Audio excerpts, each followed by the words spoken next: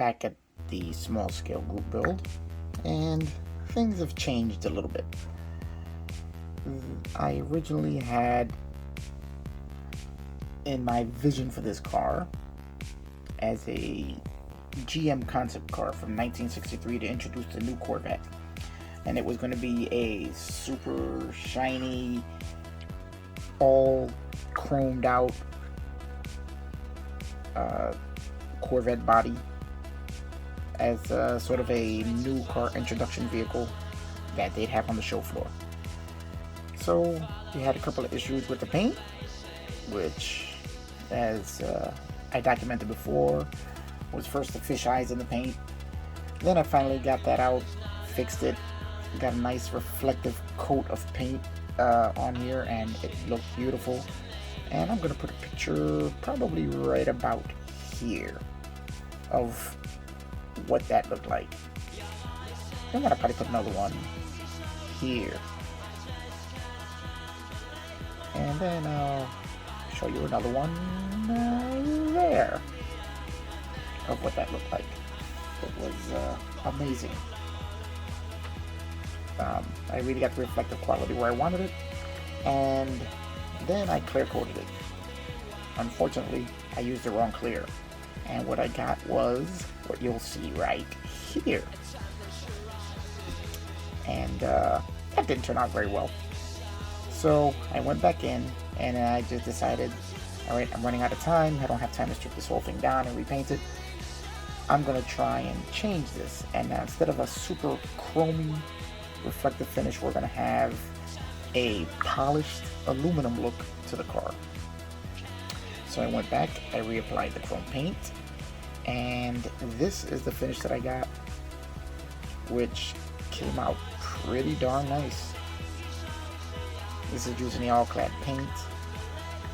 I realized what my mistake was. Initially, I used the wrong clear. I should have used the all-clad aqua gloss clear. Instead, I used the all-clad crystal clear, which changed the color of the chrome. Worked beautiful as a clear coat, but it did change the color of the chrome. So now I have no clear on here now because I ordered the aqua gloss clear. So this finish is very, very fragile. It scratches very easily. So I have to be very careful when I'm putting this together, as the aqua gloss clear will not be here in time to finish this build. So I'm going to go ahead and finish it without it. And I do kind of like the matte polished aluminum look of this, even though the car is fiberglass. It is pretty much a really nice finish. I probably will be using this again. And I'm happy with the way it looks. Not my original vision, but we're going to keep going with it as it is. Now, I've installed the front bumper. You can see the signal lights are painted in. We have our tail lights in. We're working on installing the rear bumper. And what we have special for this is making aluminum tailpipes for the car. I wasn't happy with what came with the model, so I decided to make my own. And so we're going to install the rear bumper, put the pipes in, all while trying to not touch the body of the car, because the oils from my hands will take this coating right off. So it makes working on it a little tougher. That's why I have to wear a glove when I'm handling the body, and hopefully that won't do any damage to it. Getting close to the end here. We have all of our major painting done, and now we're just ready to start the final assembly. So,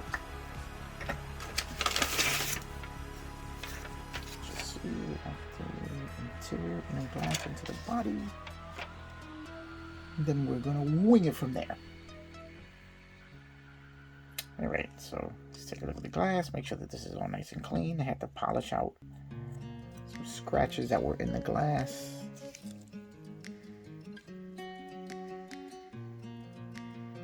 That is now nice and shiny. Let's give it a quick wipe down.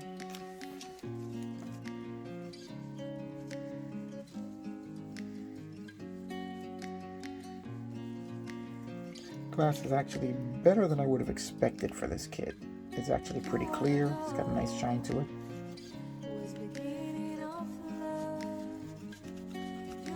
I hadn't looked at the glass at all until now.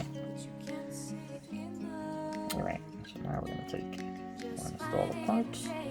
Now we're going to get going with the final assembly.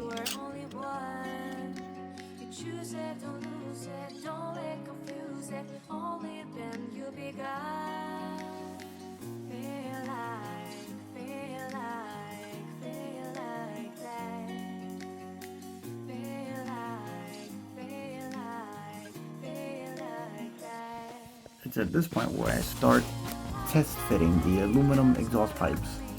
I had to cut them from a piece of aluminum rod, and then I angled the tips. I think I put like a 30-degree angle on them in order to give them the proper appearance.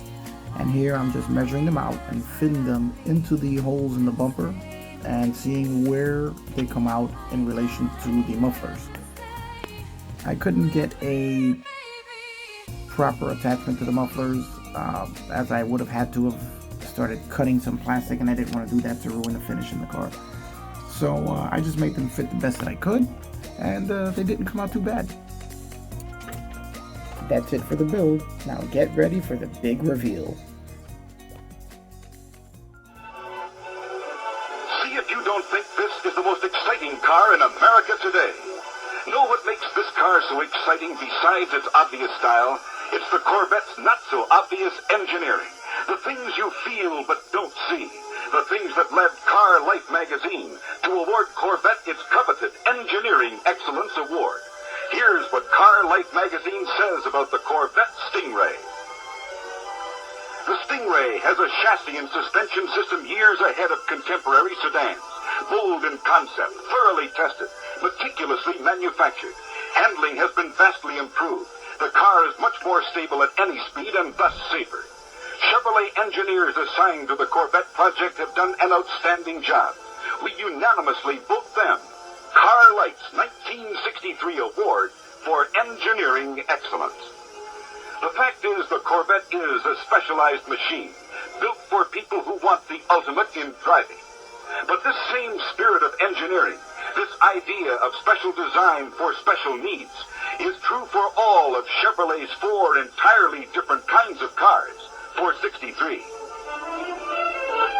The Chevy 2, designed for people who want practical transportation in its most luxurious package, the Chevy 2.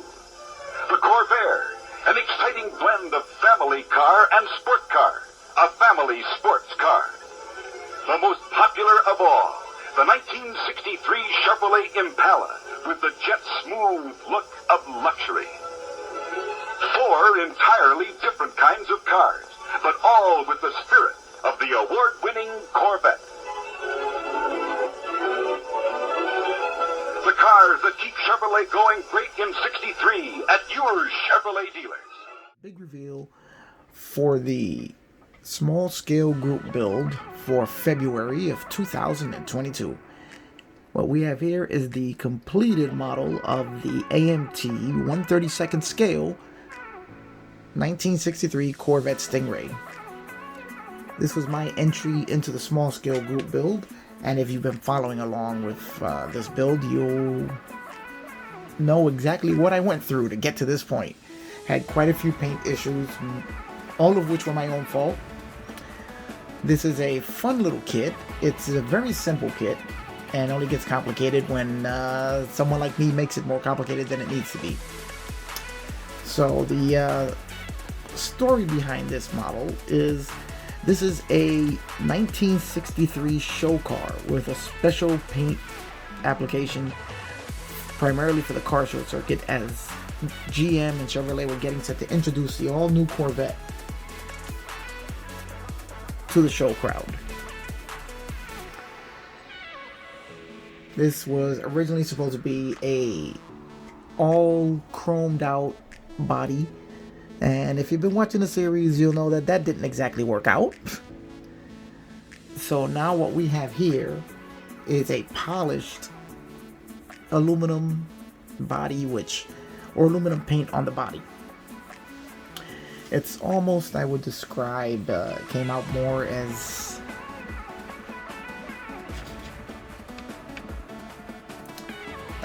I would say probably yeah, kind of like a polished aluminum. It came out much nicer than I was expecting. I really like the final product, as even though it's not what I had originally envisioned, it did give a nice result. Now, I painted this car using the Alclad paints. I can't say anything bad about those paints. They were fantastic. All the errors in the paint job were my own fault. And the first being the fisheyes that I got in the paint, which were because I didn't clean the car off properly. And that resulted in contaminants in the body, which caused the fisheyes. But I fixed that, and then the second error I made was using the wrong clear, because I didn't really know how to use their metallic paints, as this was the first time I was using it on such a, well, large scale, excuse the pun, project, as I had previously only used them on a Gundam build, which is also seen on the channel, which came out very nice, and I was really happy with the chrome effect on that. But this was only my second attempt at building a model using an all chrome application, and that being the case, I am still learning the process a little bit. So, but I am very happy with this look. The only thing that's left to do is to clear coat it, which I'm not even sure if I want to do that, as I do sort of like this polished metal look as opposed to a really shiny clear. And I may just leave it this way. The only issue with that is that the color is very fragile and it scratches very easily.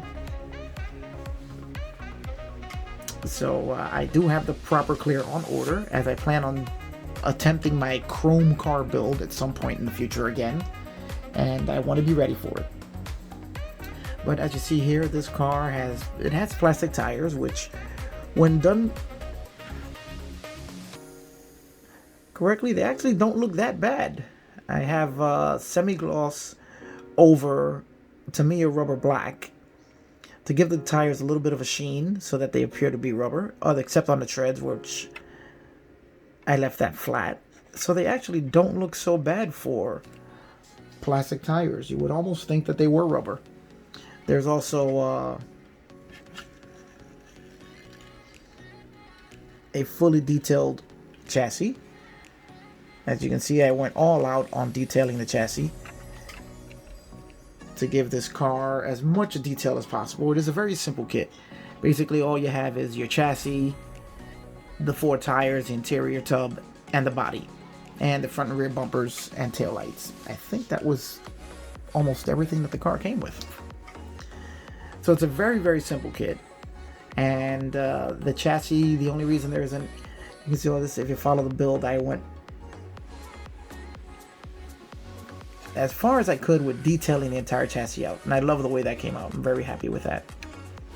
Another little extra bit that I did was I put real aluminum exhaust tips coming out of the rear. I wasn't sure if I made them too long. I wasn't sure exactly how long they were on the real car. But here we have real aluminum exhaust tips. And the other favorite part of this car for me was the interior.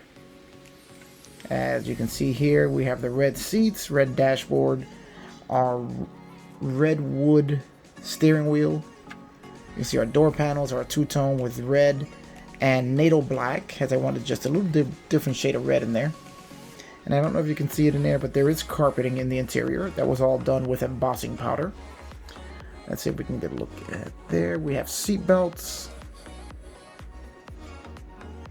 Even though this is a small scale model, there's no reason that we can't detail it out. And if you can see in there, the dashboard has the original chrome that was supposed to be to match the body.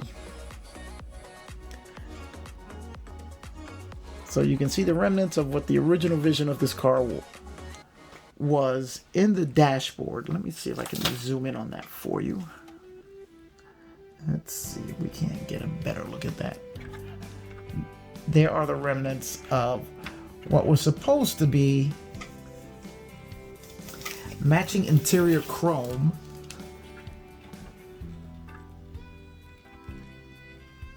Done up in the same color as the body. And you can see how shiny that is. That's where the body was. So that's it for this build. I want to thank Sean and BG for hosting this build, as I hadn't built one of these 1/32 scale cars. And if I hadn't tried this group build, I would have discovered how much fun they really are to build. And they really are nice little models.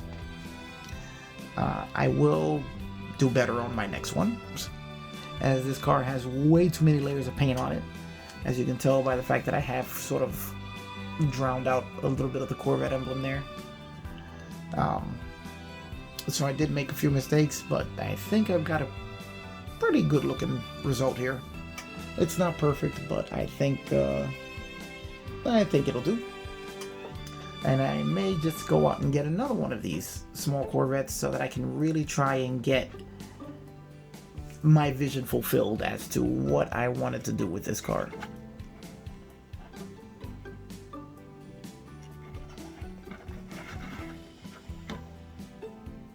Also, I found a whole lot of new scale modelers here on YouTube that I never would have found had I not joined this build. And now I have a whole bunch of new scale modelers to follow and admire their work. This build has been great for introducing me to all sorts of new guys out here who are doing this type of work. And it just exposed me to more of the community than I even knew existed. So there we go, guys. That is it for this build. I'll leave you now with a couple of beauty shots of the car. And again, thanks Brian, thanks Sean for letting me in on this build. This was a lot of fun, and can't wait for the next one. I'll see you on the next one.